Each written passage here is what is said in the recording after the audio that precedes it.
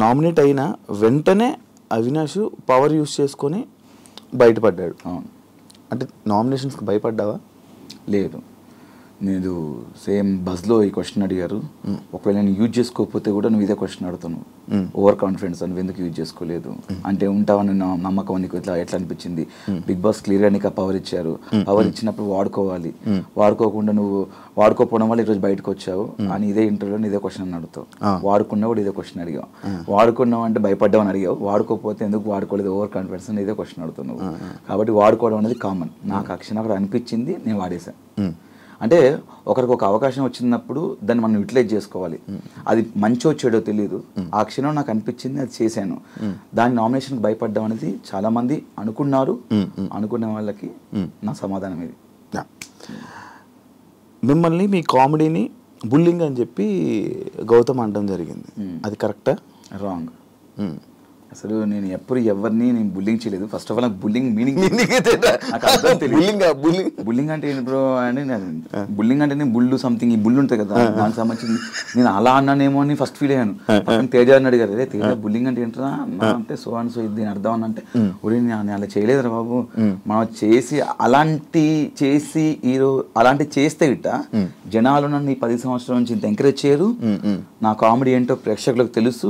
Season 4లో నా comedy enjoy చేశారు. అదే కామెడీ చేస్తూనే సీజన్ 8లో ఉన్నా నేను.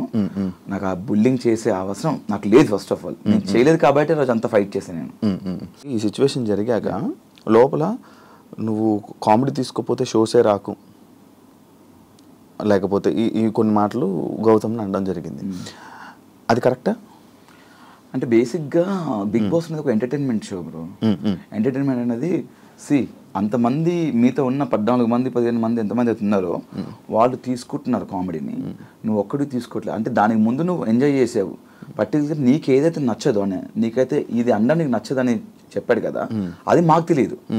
హౌస్లో కొంతమంది తెలుసు, కొంతమంది నువ్వు కొంతమందికి చెప్పావు, కొంతమంది తెలియదు. అండ్ గౌతమ్ అనే వ్యక్తి దాని ద్వారా మాకు పరిచయం. సోషల్ మీడియాలో ఏదైతే ఉందో దాని ద్వారా మాకు తెలిసింది అశ్వత్థామ 2.0 అనేది. దాని ద్వారా తెలిసింది. దానివల్ల మేము గౌతమ్ అశ్వత్థామ 2.0 దానివల్ల మనోడు ఫేమ్ అని చెప్పేసి నేను అది అనడం వల్ల మనోడు హట్ అవుతున్న విషయం నాకు తెలియదు.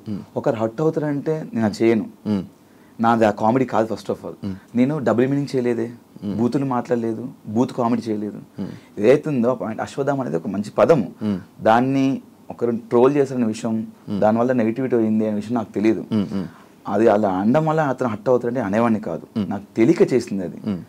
అండ్ దాని తర్వాత మళ్ళీ కొన్ని రోజుల తర్వాత, కొన్ని వారాల తర్వాత నాకు సార్ చెప్పారు, దాన్ని ఏదైతే అన్నారో మళ్ళీ అతను అది తీసుకొని అండ్ అశ్వత్థామ ఇప్పుడు 3.1 అని అతనే మళ్ళీ దాన్ని యూజ్ చేసుకున్నాడు.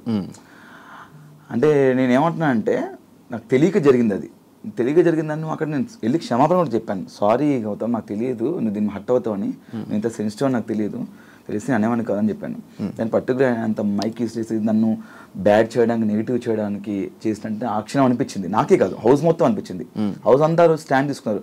అతను తెలియక అన్నాడు కదా గౌతమ్, వదిలేదు దాన్ని ఎందుకు పెద్ద చేస్తున్నాను అంటే ఆ సిచ్యువేషన్ని పర్టికులర్ ఆ క్షణం మనోడు పెద్ద చేయడానికి ట్రై చేసిన అనిపించింది ఆ పాయింట్ని. ఇదే డిస్కషన్ వల్ల అవినాష్ కొంచెం నెగిటివ్ అయింది బయట. లైక్ సీజన్ 4లోని కూడా ఇలాంటి కామెడీ సిచ్యువేషన్లోనే అభిజిత్ ఇలా అన్నాడని చెప్పి, లేకపోతే అవినాష్కి ఇలాంటి టైంలోనే ఎందుకు అవినాష్ అంటే మనం ఇచ్చే సమాధానం కానీ లేకపోతే అది కరెక్ట్గా లేకపోవడమా, లేకపోతే కరెక్ట్ కన్వే అవ్వకపోవడం? అభిజిత్ ఏ విషయంలో అభిజిత్ అంటే అభిజిత్కి నీకు ఒకసారి డిస్కషన్ ఇదే కామెడీ గురించి నీకు అప్పుడు ఒక డిస్కషన్ కాకుండా నోయల్కి చిల్లర కామెడీ నోయల్ అయిపోయింది. నోయల్ అంటే అభిజిత్ నీకు కూడా ఒక డిస్కషన్ అయింది. అభిజిత్ ఏదో నామినేషన్లో నామినేట్ చేయడం కూడా, అంటే దీన్ని పెట్టి వీడియో చేయడం జరిగింది. తెలీదు అంటే మేబీ కట్ చేసి చెప్పే అది ఎక్కడదో ఇది ఎక్కడో తెలియదు.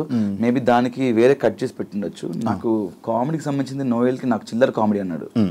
చిల్లర కామెడియన్స్ని చిల్లర కామెడీ చేసేవాళ్ళని బిగ్ బాస్ తీసుకోరు కదా, ఎవరిని తీసుకోవాలి ఎవరిని తీసుకోవాలి తెలుసు కదా అని ఆ పాయింట్ ఇష్యూ జరిగింది. అది సీజన్ 4లో. నాకు అభిజిత్ అయితే ఇలాంటి జరగలేదు, ఇప్పుడు కామెడీ గురించి జరగలేదు. ఐ థింక్ మేబీ వేరే రాంగ్ కట్ చేసి పెట్టిండొచ్చు ఎడిట్.